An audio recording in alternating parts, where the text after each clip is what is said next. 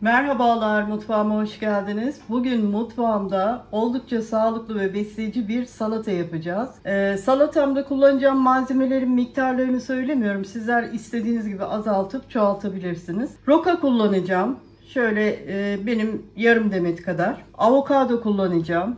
Bir adet mor soğan, çeri domates, ve kendi haşladığım, pazardan alıp kendi haşladığım mısırdan kullanacağım. Sos malzemesi için zeytinyağı, limon suyu ve 2 diş de sarımsak kullanacağım. Şimdi rokamın üzerine geçecek kadar su ilavesi yapacağım. Üzerindeki kumlar, tozlar gitsin diye. Hani bir tek çeşmenin altında yıkamayla olmuyor arkadaşlar.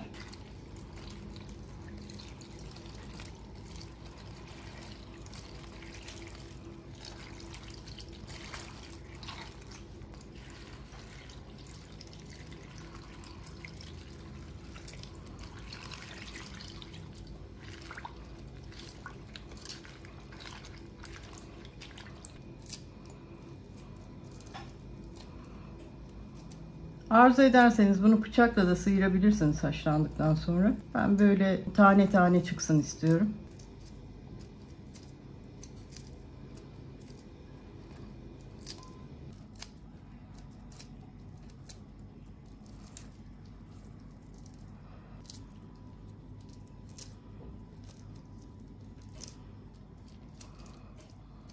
Evet. Mısırları da ayıkladım. Güzel oldu.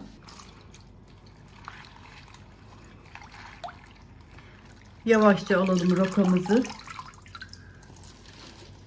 Şimdi ben bir fasıl daha ıslama yapacağım arkadaşlar.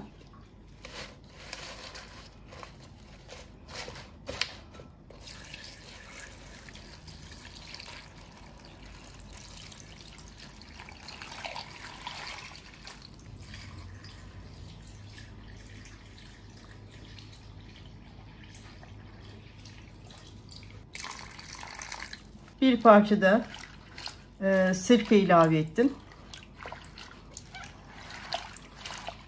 Şimdi 5-6 dakika daha dursun.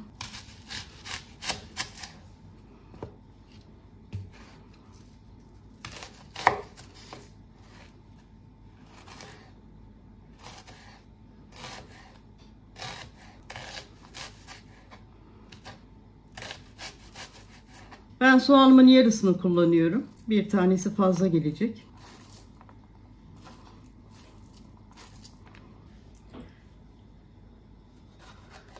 Şöyle çeri domateslerimi de 4'e bölüyorum.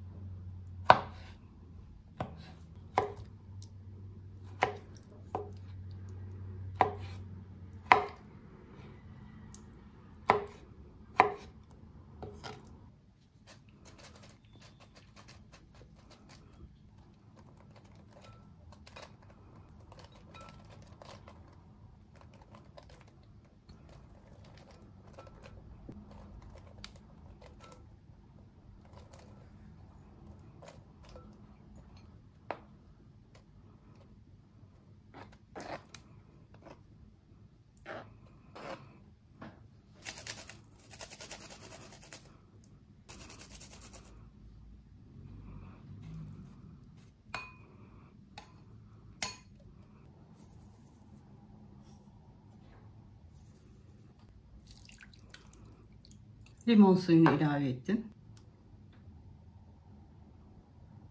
Zeytinyağı.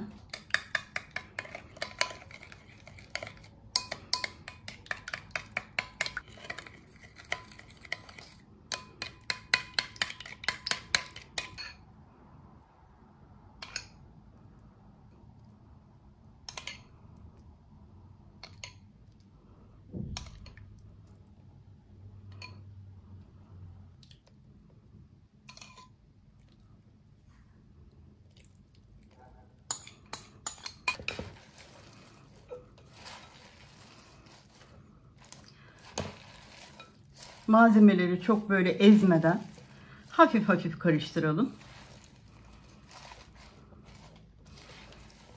Çok güzel bir salata yaptık arkadaşlar. Misler gibi kokuyor şu an.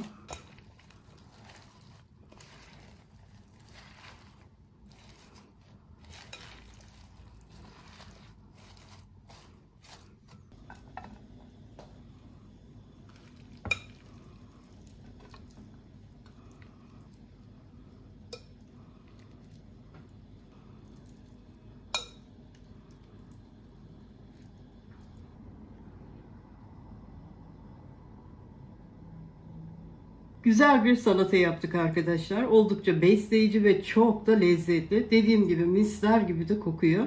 Soframızı süsleyebilecek bir salata oldu. Tam kış salatası. Evet, bir dahaki tarifimde buluşmak üzere diyorum. Hoşça kalın.